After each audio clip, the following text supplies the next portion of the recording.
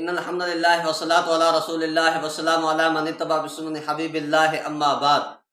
عبد الرحیم سکندری نے اکابر علماء اہل سنت والجماعت علماء دیوبند کے لیے کہا کہ یہ شیطانی ٹولہ ہے، پیغمبر صلی اللہ علیہ وسلم نے ان کے لیے بشارت دی ہے، یوں فرمایا ہے۔ اس کی کلم سماعت فرمائیں، آپ کو پتہ وجہ جیلا مصطفیٰ 1200 سال اگے بدھايو تو شیطان جو ٹولو پیدا تھیندو۔ چھا پیدا تھیندو؟ زور سا چھا پیدا تھیندو؟ ڈاڈے ڈاڈے چھا پیدا تھیندو؟ شیطان جو ٹولو پیدا تھیندو۔ اس نے اشارہ کیا ہے حدیث نجد کی طرف۔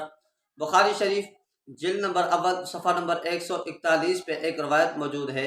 حضرت ابن عمر رضی اللہ تعالیٰ عنہما سے روایت ہے، قال اللہم بارک لنا فی شامنا وفی یمننا، قال قالوا وفی نجدنا، اللہم بارک لنا فی شامنا وفی یمننا، قالوا وفی نجدنا، قال ہنالک الزلزال والفتن وبہا یطلع قرن الشیطان۔ دیکھیں اس حدیث کے اندر پیغمبر صلی اللہ علیہ وسلم نے دعا مانگی ہے۔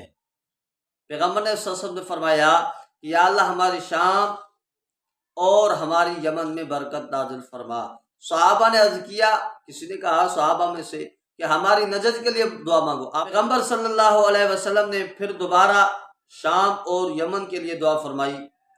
پھر صحابہ نے عرض کیا وفی نجدنا، ہمارے نجد کے لیے۔ آپ نے فرمایا وہاں سے زلزلے فتنے پیدا ہوں گے اور وہاں سے شیطان کا ٹولہ پیدا ہوگا۔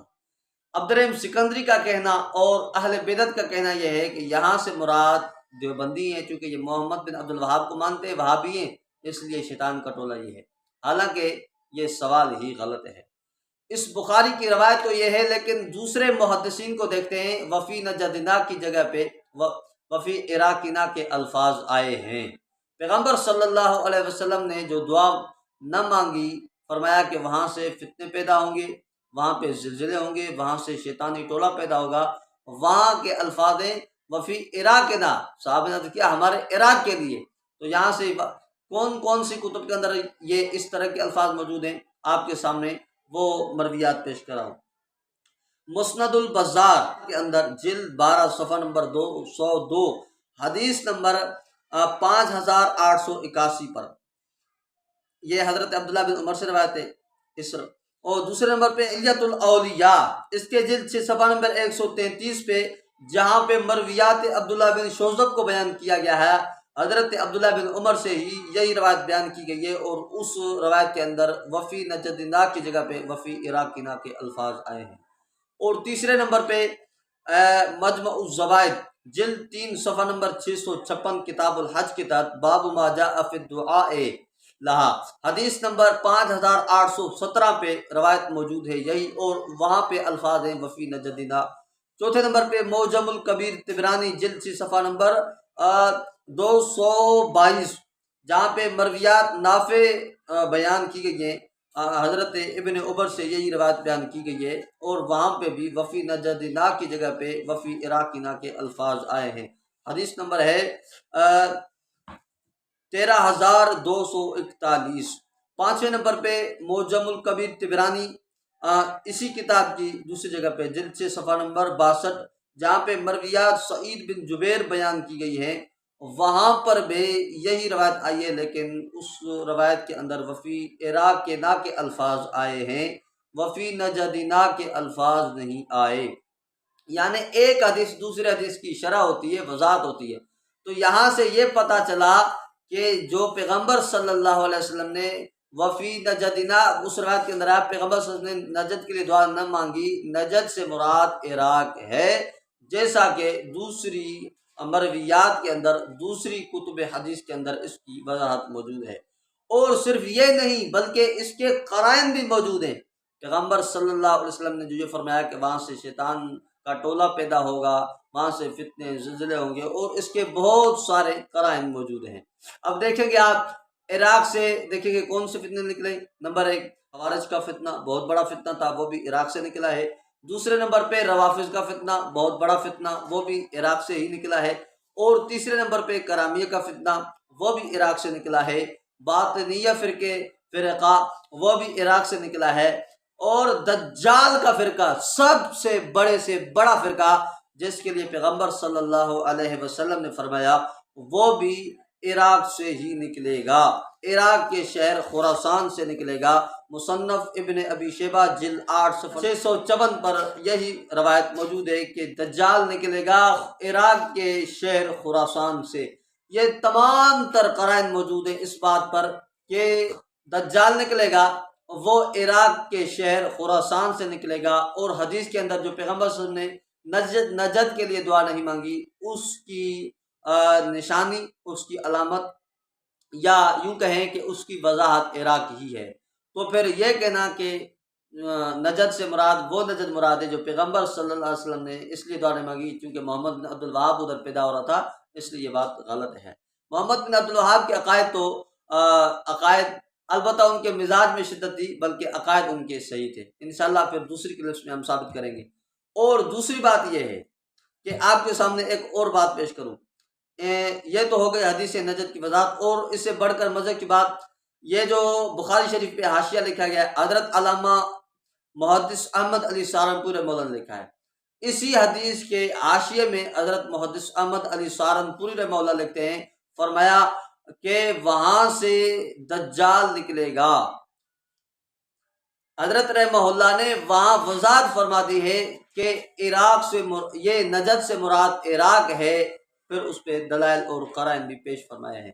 تو یہ کہنا کہ محمد بن عبد الوہاب کے علاقے کی بات ہو رہی ہے، یہ سراسر جھوٹ پر مبنی ہے اور سراسر کذب بیانی ہے۔ اور دوسری بات یاد رہے، آپ کہیں گے جی محدث احمد علی سہارنپوری دیوبندی تھا، اس کو پیش کیا، جبکہ محدث احمد علی سہارنپوری رحمہ اللہ آپ کے پیر مہر علی شاہ صاحب گولڑوی، اس کی کتاب اس کے حوالے سے چھپی ہے مہر منیر، اس کے اندر یہ بات موجود ہے کہ پیر مہر علی شاہ صاحب کا استاذ تھا حضرت سہارنپوری، اور حضرت سہارنپوری کو سنی حنفی بھی لکھا ہے۔ تو یہ ہو گیا حدیث نجد کی وضاحت۔ ایک اور کتاب ہے بدعتیوں کی طرف سے جس کا نام ہے، یہ ہے تحفظ عقائد اہل و سنت۔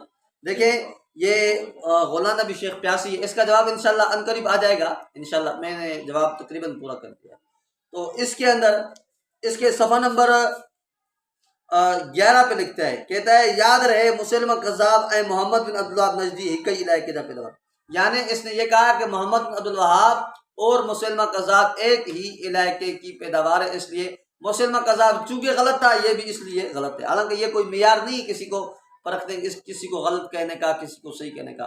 اگر یہی بات ہے تو پھر میں اس بدعتی مولوی غلام نبی پیاسی کو کہہ رہا ہوں کہ آپ کا مولوی سردار فیصل آبادی، اس کی پیدائش کہاں ہوئی ہے؟ ضلع گورد اسپور، جو کہ مرزا غلام احمد قادیانی کی جائے ولادت ہے، قادیان وہاں بستی تھی۔ تو پھر سردار فیصل آبادی لائل پوری پر، جو کہ تمہارے کتاب تذکرہ اکابر اہل سنت کے اندر اس کو بڑا مانا گیا ہے اور اس کی جائے پیدائش بھی لکھی گئی ہے۔ اور مسلمہ کذاب کا تو فتنہ ختم ہو گیا، لیکن مرزا قادیانی کا فتنہ آج تک باقی ہے اور اس کے متبین آج تک باقی ہے۔ سب سے بڑا فتنہ مرزا قادیانی کی تھا، وہ فتنے والا وہاں پہ جو فیصل آبادی سردار احمد صاحب پیدا ہوا ہے، اس پر کیا آپ کا فتویٰ لگے گا؟ جو جواب یہاں تمہارا ہوگا وہی جواب ہمارا ادھر ہوگا۔ اور سکندری صاحب نے کہا کہ جی یہ شیطان کا ٹولہ ہے، میں آپ کے سامنے ثابت کر رہا ہوں شیطان کا ٹولہ کون۔ اب تفسیر نعیمی چھپی ہے، تفسیر نعیمی صفحہ نمبر 248 جلد اول، جو کہ مکتبہ اسلامی سے چھپا ہے، کہتا ہے اگر شیطان نہ ہوتا تو دنیا اور دین میں کچھ بھی نہ ہوتا، کیونکہ پھر نہ بادشاہ کی ضرورت ہوتی، نہ پولیس اور نہ کچہری، نہ فوج وغیرہ کے محکمے، اسی طرح نہ پیغمبروں کی، نہ ولیوں اور پیروں کی دوزخ اور عذاب کے فرشتے بیکار رہتے۔ اس نے کیا کہا کہ یعنی ساری چیزوں کی وجہ کائنات کیا ہے؟ شیطان ہے۔ اب شیطان سے محبت کس کی ہے؟ شیطان سے محبت واضح علامت ہے، یہ واضح عبارت بتا رہی ہے کہ شیطان سے محبت تمہاری ہے تو شیطان کا ٹولہ تمہارا ہوا، ہمارا ہوا۔ اور دوسری بات یہ ہے کہ آپ کے سامنے اور بھی حوالے جات رکھ رہا ہوں کہ یہ آپ دیکھ لینا، کہتا ہے نور العرفان کے اندر یہی مولوی صاحب کہتا ہے ابلیس پیغمبر کی، نور العرفان صفحہ نمبر 531، ابلیس پیغمبر کی شکل تو نہیں بن سکتا مگر آواز ان کی آواز سے مشابہ کر دیتا ہے۔ استغفر اللہ، معذرت نے پیغمبر صلی اللہ علیہ وسلم کی آواز نکال سکتا ہے، تو شیطان سے محبت کس کی ہے؟ ان کی ہے یا ہماری ہے؟ یہ تو واضح ہو گئی بات، صاحب پتہ چلا کہ شیطان کا ٹولہ کون ہے۔ اور اسی مولوی احمد یار نے لکھا رب نے شیطان کو اتنا وسیع علم اور قدرت بخشی کہ وہ بیکانے کے طریقے جانتا ہے، رب نے شیطان کو بھی علم غیب دیا، نور العرفان صفحہ نمبر 751 پر۔ دیکھیں किस तरह शैतान से मोहब्बत का इजहार कर रहे हैं और शैतान का टोला कौन है, ये है या हम हैं। और यही मौलवी साहब लिखता है, जब इस बेकाने वाले शैतान की वुसअत इल्म का यह हाल है कि तो अल्लाह की तरफ से हादी बंदो हजरत अंबिया औलिया के इल्म का क्या पूछना। तफसीर नईमी सफ़ा नंबर 114 जिल्द 3 पे शैतान के बारे में कितनी ये मोहब्बत के दावे कर रहे हैं और कितना इनसे मोहब्बत का इजहार कर रहे हैं। तो शैतान का टोला कौन, हम होए या ये हुए। और इसी मौलवी साहब ने लिखा, कहता है जब शैतान का अता इल्म गायब हुई तो मकबूल बंदों के लिए इल्म गायब अता मानना कैसे शिरक होता है। यानी शैतान के लिए मान रहा है कि शैतान को इल्म है। तो शैतान से मोहब्बत किन की है, हमारी है या इनकी है। ये चंद हवाला जात आपके सामने मैंने पेश किए। और दूसरी बात, तफसीर नईमी सफ़ा नंबर 335 जिल्द 8 पे कहता है, सातवां फायदा ये तमाम तसव्वुर, हर जगह हाजिर नाजर होना, हर एक की हर वक्त खबर रखना। जब ये कुव्वत अल्लाह ने इब्लीस को दी है बहकाने के लिए, यानी इब्लीस के लिए सारी कुव्वतें मान रहा है। तो शैतान से मोहब्बत हमारी है या इनकी है, इब्लीस से मोहब्बत तो इनकी है। शैतानी टोला कौन हुआ, तुम्हारी इबारतें तुम्हारे पर फिट कर रहा हूँ। इन इबारात से वाज़ेह साबित हुआ कि शैतान से मोहब्बत तुम्हारी और शैतानी टोला तुम हो। अल्लाह से दुआ है आप शैतानी फिरके से उम्मत को महफूज